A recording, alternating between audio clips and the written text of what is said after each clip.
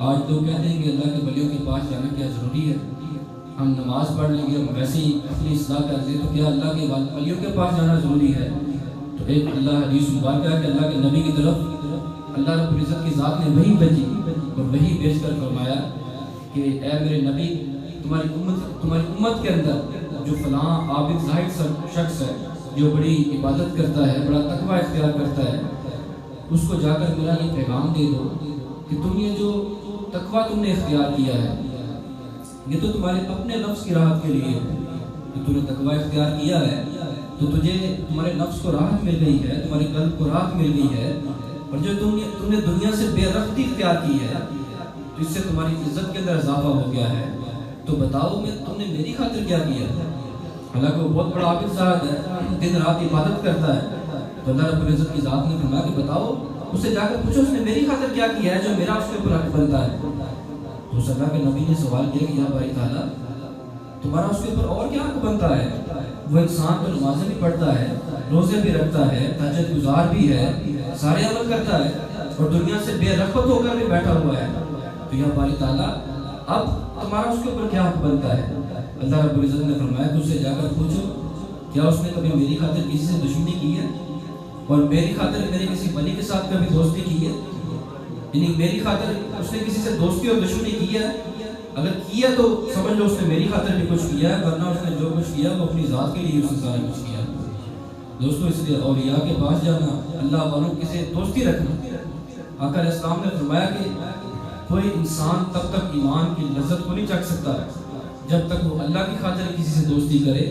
اور اللہ کی خاطر کسی سے دشمنی کرے، اور اللہ کی خاطر کسی کو عطا کرے اور اللہ کی خاطر کسی کو عطا کرنے سے رک جائے۔ جب تک اس انسان کی یہ حالت نہیں ہو جاتی، وہ انسان فرمایا کہ ایمان کی حالت کو نہیں پا سکتا۔ اور جو کوئی انسان، جیسے یہ محفل سجی ہے، یہ کوئی چھوٹی چیزیں نہیں ہوتی، اللہ رب العزت کی ذات کی خاطر جو محبت ہم ایک دوسرے سے کرتے ہیں، یہ کوئی چھوٹی چیزیں نہیں ہوتی۔ ہمارے پیارے نبی آقا نے ارشاد فرمایا کہ جو کوئی انسان اللہ کی خاطر ایک دوسرے سے محبت کرتا ہے تو اللہ رب العزت تمام انسانوں کو میدان محشر میں عرش کے سائے کے نیچے جگہ دے گا۔ عرش کے سائے کے نیچے اللہ رب العزت کی ذات یاقوت کی کرسیاں لگائے گی، ایسے بھی نہیں کہ ایسی جگہ دے دے گا، بلکہ یاقوت کی کرسیاں لگا کر بڑے پروٹوکول کے ساتھ ان کو وہاں پہ بٹھائے گی، اور بٹھا کر فرمائے گی کہ تم میری خاطر ایک دوسرے سے محبت کیا کرتے تھے، آج آؤ میرے عرش کے سائے کے نیچے بیٹھ جاؤ۔ اور ہمارے پیارے کریم آقا نے ارشاد فرمایا کہ اللہ رب العزت کی ذات نے جنت کے اندر یاقوت کے پلروں کے اوپر، دنیا کے اندر تو ہم کوئی مکان بناتے ہیں، مہنگے سے مہنگا مکان بنا لے تو سریا اور سیمنٹ بجری یہ چیزیں ڈالتے ہیں،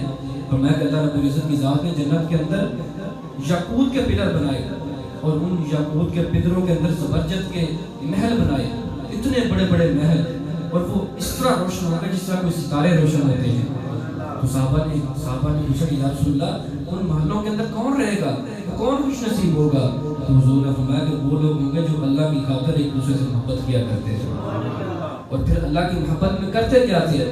اللہ کی محبت میں وہ لوگ اکٹھے ہو جایا کرتے تھے، مل کر بیٹھ جایا کرتے تھے، اور بیٹھ کر اللہ کا ذکر کیا کرتے تھے۔ اللہ رب العزت کی ذات نے اتنے بڑے بڑے انعام و اکرام رکھے ہوئے۔ دوستو، اس سے تبلیغ کیا کریں، جتنی تبلیغ کریں گے اتنا آپ کے لیے سب کا جاریہ بنتا جائے گا۔ اگر آپ کے کہنے کے اوپر کوئی ایک انسان سیدھا ہو گیا، اس نے اپنی اولاد کو سوار دیا، اس کی پوری نسل جو ہے اس کے سوار گئی، تو آپ چاہے دنیا سے چلے بھی جائیں تو قبر کے اندر آپ کو اس کا ثواب پہنچتا ہے۔